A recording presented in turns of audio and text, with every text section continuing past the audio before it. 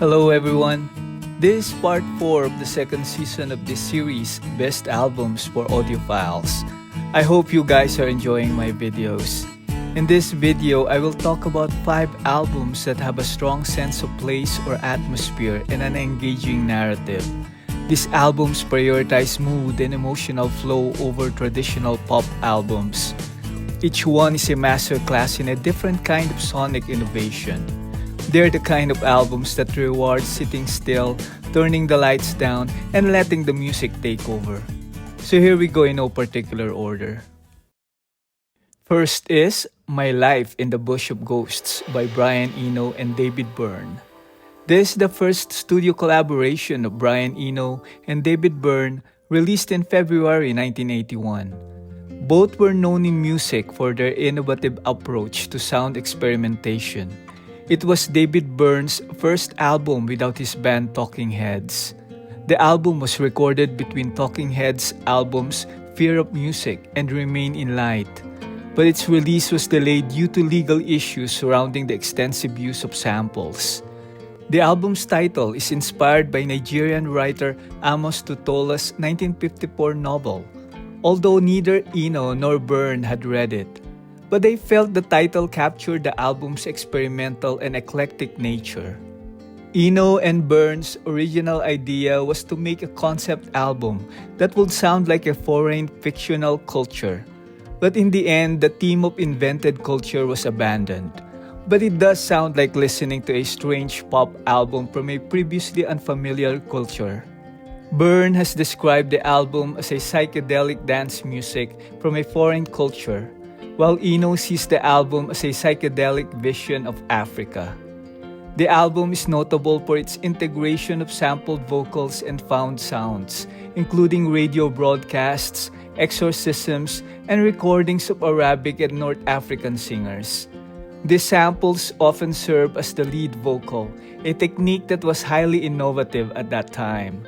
The music blends African and Middle Eastern rhythms, electronic textures, and ambient soundscapes, creating a fusion that foreshadowed the rise of world music and influenced later sample-based genres.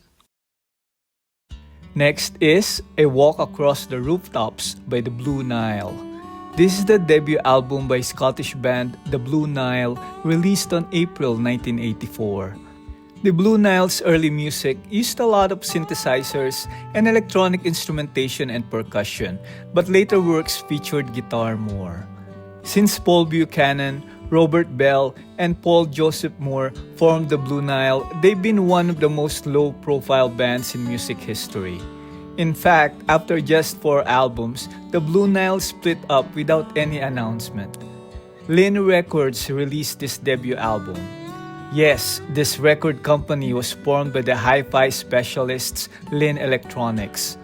A few years after launching their legendary hi-fi turntable, Lynn Sondek LP12, Lynn Electronics was frustrated by the poor quality of the test LPs that were being provided for their turntable. So they manufactured a cutting lathe for Lynn Products to produce their own records and to better understand the recording process. Lynn heard Blue Nile's demo when it was recorded to them by sound engineer Callum Malcolm.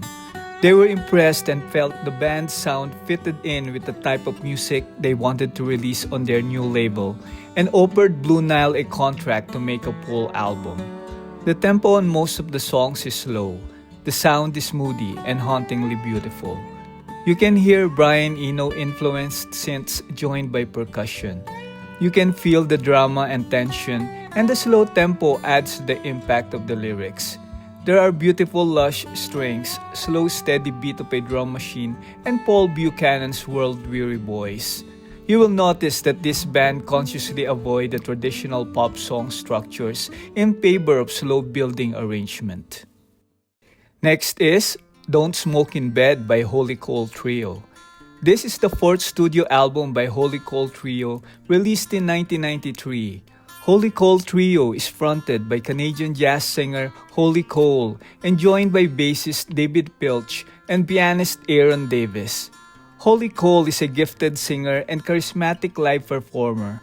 Her voice is very expressive, She has good taste and is often adventurous in choosing tracks to cover. Her records have always been very well recorded.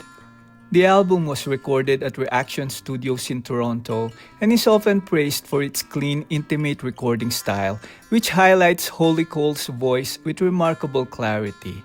It is one of those albums that audio shops use as a reference album to test speakers and headphones because of its dynamic range and natural acoustic space. This album showcases Holly's vocal prowess and jazz sensibilities. Though rooted in jazz, the album incorporates pop, blues, country, and even a French ballad, showcasing Cole's versatility and broad musical taste. It is often praised for its exploration of different musical styles. There's a big soaring rendition of Johnny Nash's 1972 hit I Can See Clearly Now, which has become one of her best-known covers. There's also a sweet rendition of Tennessee Waltz, which is probably recorded 1,000 times by other artists, but this trio makes listening to it again a fresh experience. Next is Hand Cannot Erase by Steven Wilson. This is the fourth solo studio album by English musician Steven Wilson, released in February 2015. Steven Wilson is also a songwriter, record producer, and audio engineer.